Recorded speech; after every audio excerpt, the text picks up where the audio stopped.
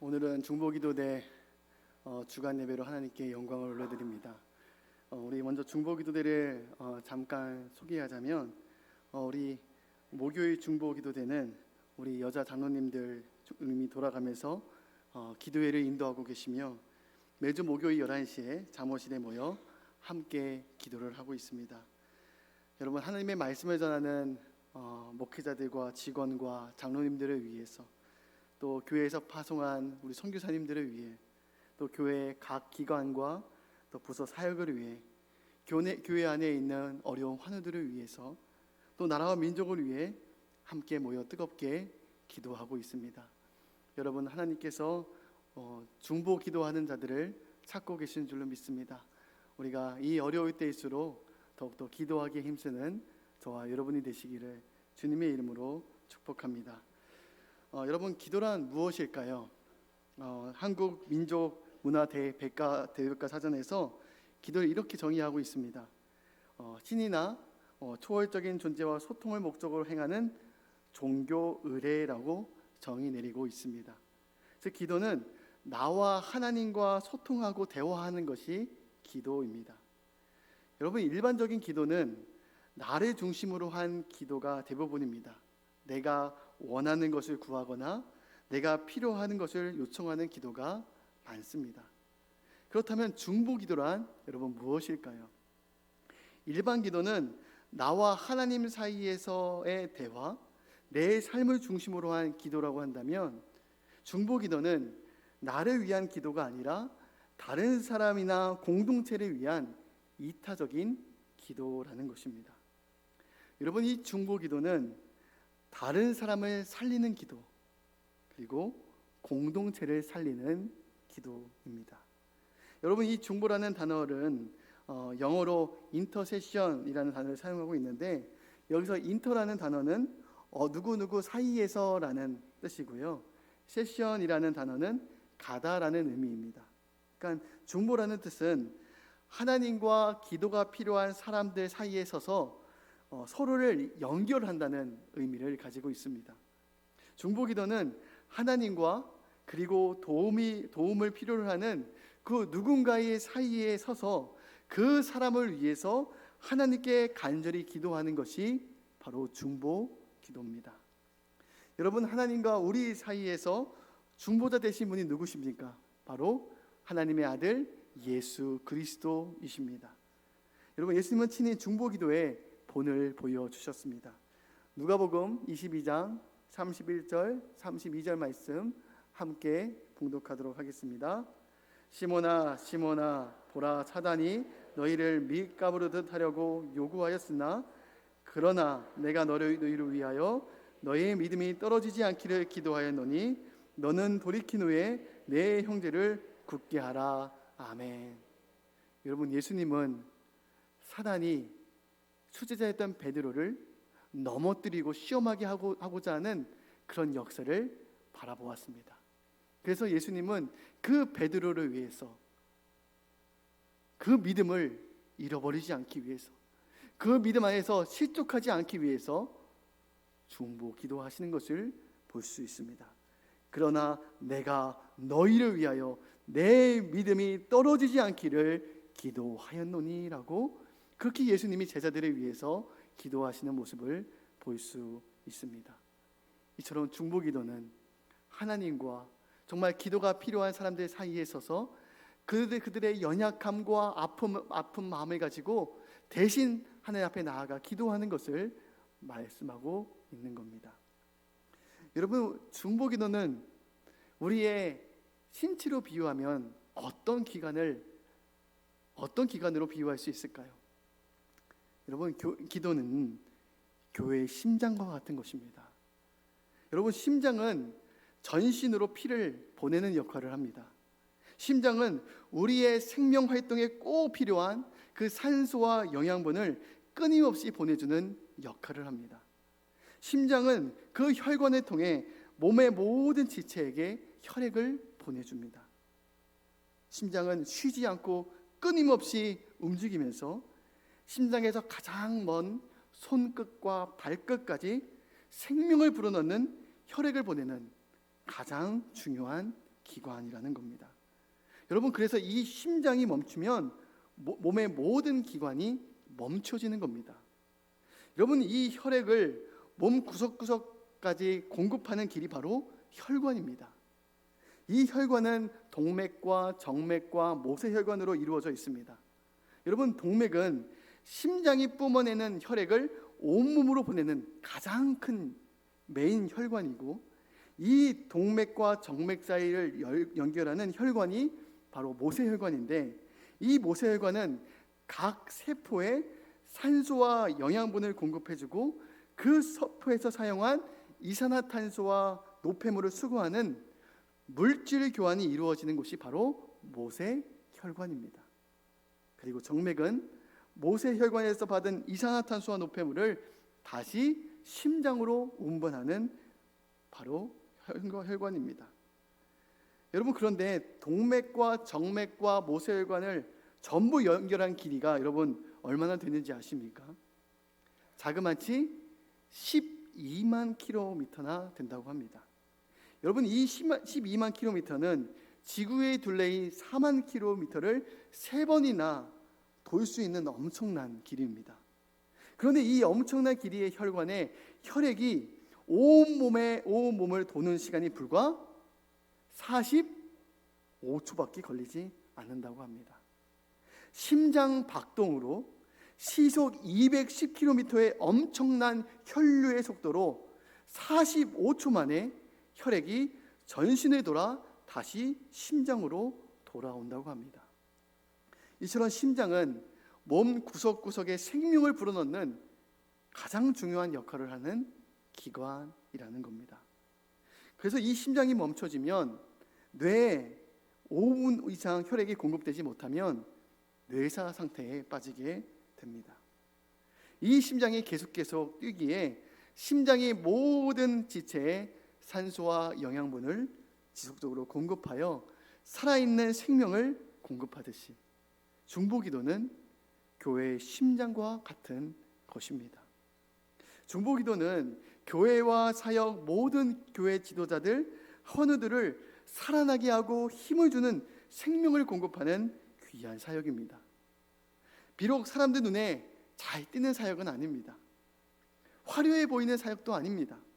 어찌 보면 많은 사역들에 비해서 소극적인 사역처럼 보일지 모르지만 이 교회의 심장이 되는 중보기도의 심장 박동 덕분에 교회의 목회자나 지도자들이 힘을 얻고 환우들이 편안과 치료함을 받으며 모든 사역들 가운데 악한 영의 역사를 사전에 막고 모든 사역이 하나님의 은혜 가운데 흘러가게 만드는 모든 사역의 기초와 근간이 되는 것이 바로 중보기도 사역이라는 것입니다.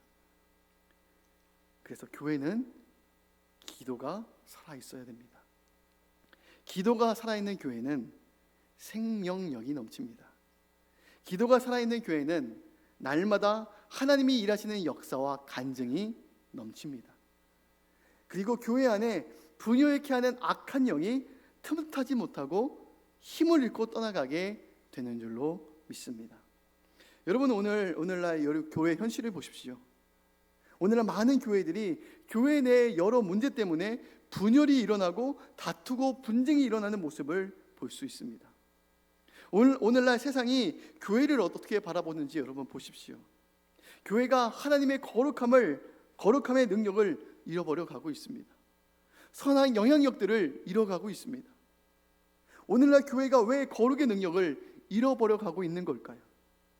그것은 교회가 기도를 잃어버려 가고 있기 때문입니다. 왜 기도를 잃어가고 있는 걸까요? 다양한 이유가 있을 겁니다. 세상적인 분주함에 빠져서 기도를 잃어버렸고, 세상적인 즐거움에 빠져서 기도를 잃어버렸고, 영적인 나태함과 안일함에 빠져 기도하는 거룩한 일을 등한시하고 있기 때문입니다. 여러분, 옛날에 믿음의 선배들은 여러분 어떠했습니까? 성경적인 지식과 여러분 세상적인 교육은 부족했을지 모르지만 하나님께 기도하는 일에는 온 힘을 다했습니다. 새벽 교회 때마다 부르짖어 기도했고, 울며 기도했습니다. 매일 성도들이 기도할 때마다 세상 사람들은 성도들을 향해서 예수쟁이들은 자기 부모가 죽었나, 왜 맨날 이렇게 교회 가서 우는지 모르겠다고 빈정대기도 했습니다. 성도들은 새벽에 나와 기도했고, 일 끝나고 집에 들어가기 전에 교회에 들려 기도했고, 학생들은 하교하는 길에 교회에 들려 부모님의 영혼 구원을 위해 기도했습니다. 그리고 철야 기도 때에는 정말 밤을 새워서 기도했습니다. 밤을 새워 찬양하고 기도하고 말씀 보다가 또 잠깐 졸기도 하면서 또다시 깨어서 기도하고, 그렇게 간절히 하나님께 매달려 기도했습니다. 교회를 위해서 기도하고 나라를 위해서 기도하고 가족의 영혼 구원을 위해서 그렇게 매일매일 기도했습니다. 이 중보 기도가 있었기에 우리나라의 교회에 부흥이 왔고 이 나라에 부흥이 온 것이 아닙니까? 그래야 우리 대한민국이 이렇게 부흥한 나라가 되었습니다. 여러분, 지금 신냉전 체제로, 또한 우크라이나 러시아의 전쟁으로 인해 전 세계의 경제가 어렵다고 여러분 말하지만, 우리가 걱정해야 할 위기는 외부 환경에서 오는 위기가 아니라 우리 한국교회 성도들의 기도가 식어져 가고 있는 것이 영적인 위기이고, 중보기도하던 자들이 점점 줄어가고 있다는 것이 이 나라와 교회의 위기라는 것입니다. 여러분, 기도하는 곳에는 나라와 가정과 교회에 그 어떠한 어려움이 와도 여러분 걱정할 필요가 없습니다. 왜냐하면 기도하는 사람들이 있기 때문입니다. 여러분, 정말 위기가 무엇인지 우리가 직시해야 될 줄로 믿습니다. 기도의 불이 꺼져가고 있다는 것이 교회의 가장 큰 위기라는 겁니다. 여러분, 이제 다시 꺼져가는 그 기도의 등불을 밝히 비추어야 할 때입니다. 하나님은 지금 기도의 등불을 환히 비추는 그 중보 기도하는 자들을 찾고 계시는 줄로 믿습니다. 하나님의 마음을 갖고 예수 그리스도의 심장 가지고 애통하는 마음으로 기도하는 그 한 사람을 지금도 찾고 계시는 줄 믿습니다. 여러분, 하나님은 능력 있고 똑똑하고 일 잘하는 사람을 찾고 계신 것이 아니라 하나님의 마음으로 기도하는 사람들을 찾고 계시는 줄 믿습니다. 에스겔서 22장 30절 31절 말씀 함께 봉독하겠습니다. 이 땅을 위하여 성을 쌓으며 성 무너진 데를 막아서서 나로 하여금 멸하지 못하게 할 사람을 내가 그 가운데서 찾다가 찾지 못하였으므로 내가 내 분노를 그들 위에 쏟으며 내 진노의 불로 멸하여 그들 행위대로 그들 머리에 보하였느니라. 주 여호와의 말씀이니라. 아멘. 하나님께서 말씀하고 있습니다. 죄악 가운데 무너져가고 있는 이 나라를 위해서, 하나님을 떠나 세상 가운데 방황하고 있는 잃어버린 영혼들을 위해서 그 하나님의 그 진노를, 임박한 진노를 막아서는 기도하는 사람들을 지금도 찾고 계시다는 겁니다. 이 기도하는 사람, 나라를 위해서, 교회를 위해서 기도하는 사람을 찾지 못해서 하나님이 그 땅에 진노의 불로 멸하실까 두려워하라는 말씀을 우리에게 전해주고 계시다는 겁니다. 여러분, 오늘 본문 말씀에 보면, 여러분, 오늘 기독교 교회 역사상 초대교회가 어떻게 그렇게 세상에서 강력한 영향력과 능력을 나타낼 수 있었을까요? 예수님은 제자들에게 약속하시면서 당부한 말씀이 있으셨습니다. 사도행전 1장 4절 말씀 함께 봉독하겠습니다. 사도와 함께 모이사 그들에게 분부하여 이르시되 예루살렘을 떠나지 말고 내게서 들은 바 아버지께서 약속하신 것을 기다리라. 8절 말씀 한 절 더 보겠습니다. 오직 성령이 너희에게 임하시면 너희가 권능을 받고 예루살렘과 온 유다와 사마리아와 땅끝까지 이르러 내 증인이 되리라 하시니라. 아멘. 지금 예수님은 제자들에게 성령을 보내주시겠다고 약속하셨습니다. 그리고 그 성령이 각 사람 가운데 임하게 될 때 모든 이들이 하나님이 주시는 그 권능을 받게 될 것이라고 주님께서 말씀하셨습니다. 여러분, 이 권능이라는 단어는 헬라어로 디나미스라는 단어를 사용하고 있는데, 이 단어는 폭발적인 하나님의 능력을 나타내는 단어입니다. 초대교회 교인들이 언제 이러한 놀라운 능력을 여러분 받았습니까? 바로 기도할 때입니다. 120명의 성도들이 마가의 다락방에 함께 모여서 기도할 때 하나님의 이러한 폭발적인 능력이, 그 권능이 모든 성도들 가운데 부어지게 되었습니다. 함께 모여 하나님의 나라와 교회와 성도들을 위해서 기도할 때 놀라운 생명의 능력이 나타나기 시작했습니다. 교회가 살아나고 영혼들이 생명을 얻는 역사가 나타나기 시작했습니다. 기도하는 것에 성령의 권능이 나타납니다. 그리하여 그 영향력이 예루살렘과 온 유다와 사마리아와 땅끝까지 이르게 됩니다. 여러분, 작은 예루살렘 지역의 중심으로 시작된 교회, 예루살렘에 따르는 작은 무리에 불과했던 그 교회 공동체가 예루살렘을 넘어서 온 유대와 사마리아와 땅끝까지 이르게 되었습니다. 어떻게 이러한 능력이 나타날 수 있었을까요? 초대교회 성도들이 선교 전략을 치밀하게 잘 세워서 여러분 교세가 확장된 건가요? 예수님이 가르치신 그 복음을 제자들이 잘 홍보하고 획기적인 아이디어를 내어서 교회가 잘 성장하게 된 걸까요? 교인들이 세상 사람들을 잘 섬기고 덕이 되는 행동을 하여 소문이 잘 나서 교회가 영향력을 나타낸 걸까요? 아니라는 겁니다. 이러한 인간적인 노력과 힘으로 교회가 부흥되고 세워진 것이 아니라 초대교회 성도들은 뜨겁게 기도하는 공동체였기 때문이라는 겁니다. 초대교회 성도들은 각 사람에게 부어졌던 그 기도의 불씨가 모아서 함께 모여 기도하게 될 때 큰 불이 되어 뜨거운 복음의 능력이 나타나게 되었습니다. 함께 기도할 때 그 불이 번지게 되었습니다. 기도하다가 성령의 불이 번집니다. 어떻게 기도할지 잘 모르는 성도들도 그 기도의 자리를 지키며 함께 기도하다가 함께 기도의 불을 받고 성령 받게 된다는 것입니다. 그래서 우리는 함께 모여 기도해야 합니다. 혼자 기도할 때는 작은 외침, 작은 메아리에 불과할지 모르지만 함께 모여 기도할 때 큰 함성이 되어 하나님의 보좌를 흔드는 역사가 나타나게 될 줄로 믿습니다. 여러분, 2004년 8월 27일에 광주 염주체육관에서 전국에 있는 감리교인들이 함께 모여 호남 선교대회를 열었습니다. 한국 감리교인 4만여 명의 성도가 이 광주에 모여 호남 지역 선교를 위해서 함께 기도했습니다. 전국에 있는 모든 연회, 전국 감리교회 4만여 명의 성도들이 함께 모여서 체육관을 가득 메우고 함께 그 호남 지역의 부흥과 선교를 위해서 통성으로 기도했습니다. 저도 그 자리에 함께 기도에 동참하였습니다. 약 4만여 명의 성도들이 통성으로 하나님 앞에 부르짖어 기도하게 될 때 땅이 진동하는 것처럼 제 마음이 진동하고 울리는 것 같은 그러한 경험을 하게 되었습니다.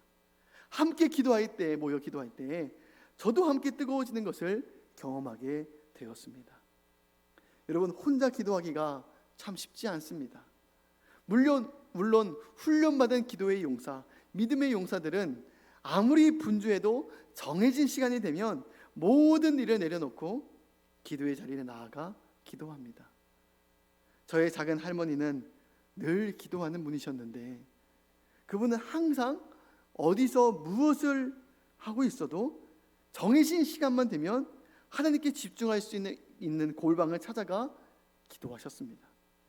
저의 할아버지가 장례가 나서 함께 있을 때에도 또 조문객이 수시로 찾아오는 그 분주한 상황 속에서도 하나님과 약속한 시간이 되면 골방에 찾아 들어가 중보 기도하셨습니다. 그만큼 기도를 중요시 하셨습니다. 목숨 걸고 기도하시는 분이셨습니다. 여러분, 우리 감리교 창시자인 존 웨슬리 목사님은 대학교 때 별명이 무엇인지 아십니까? 약속된 시간이 되면 워낙 철저하게 말씀을 묵상하고 기도하였기에 주위에서 규칙주의자라는 그 메소디스트라는 별명을 지어주었습니다. 이러한 규칙주의자라는 별칭으로 이름 지어진 감리교인들이 바로 메소디스트, 바로 우리 감리교인이라는 것입니다. 근데 존 웨슬리 목사님은 어머니 수산나 웨슬리에게 이러한 영적인 깊은 신앙 훈련을 받았습니다. 웨슬리 목사님의 어머니셨던 수산나 웨슬리는 정해진 시간만 되면 하던 일을 멈추고 기도하셨습니다. 아무리 바쁜 일이 있어도 멈추고 기도하셨습니다. 여러분, 수산나 웨슬리는 자녀 교육 28가지의 규칙을 세워 지켰습니다. 그 28가지의 규칙 중에 몇 가지를 본다면, 첫 번째가 언제나 규칙적인 방법에 따라서 생활하게 했다. 가족 기도회에 반드시 자녀들을 참석하도록 했다. 말을 배우게 되면 성경 요절과 교리 문답을 외우게 했다. 존 웨슬리 목사님은 이러한 어머니 수산나의 엄격한 자녀 교육 규칙 가운데 생활함으로 신앙 훈련이 되었던 것입니다. 여러분, 이렇게 중보 기도가 일어나는 곳에는요, 여러분, 어떠한 일이 일어날까요? 여러분, 기도하는 곳에 마귀가 범접하지 못합니다. 기도로 강한 진을 치고 있는데 여러분, 어떻게 마귀가 들어와 역사할 수 있겠습니까? 우리가 깨어 중보 기도하지 않으면 마귀가 우리 가정과 교회와 나라 안에 마음대로 들어와 휘젓고 다닐 수 있는 자리를 내어주는 것입니다. 그러나 기도하는 곳에는 마귀가 두려워 떨게 되고 마귀의 모든 역사를 원천적으로 차단하는 능력이 나타나게 됩니다. 제가 예전에 한 부흥사 목사님의 간증을 들었습니다. 그 부흥사 목사님은 한 목사님의 요청으로 초청받은 교회에 부흥회를 인도하러 갔습니다. 그런데 그 교회는 아주 큰 문제들이 많이 있었습니다. 교인들이 서로 분열되어 싸우고 교회가 갈라질 위기 속에 있었던 것입니다. 이러한 다급한 위기 가운데 있는 교회를 하나님의 말씀으로 교회가 회복되고 하나 되기 위해서 그 부흥사 목사님께 부흥회를 요청한 겁니다.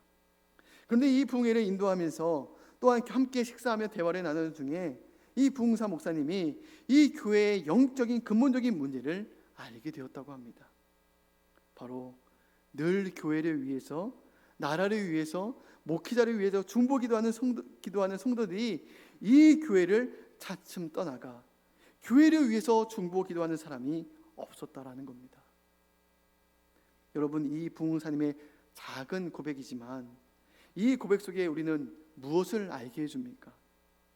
중보 기도하는 성도들의 기도를 통해 하나님의 교회를 든든히 세워 가신다는 겁니다.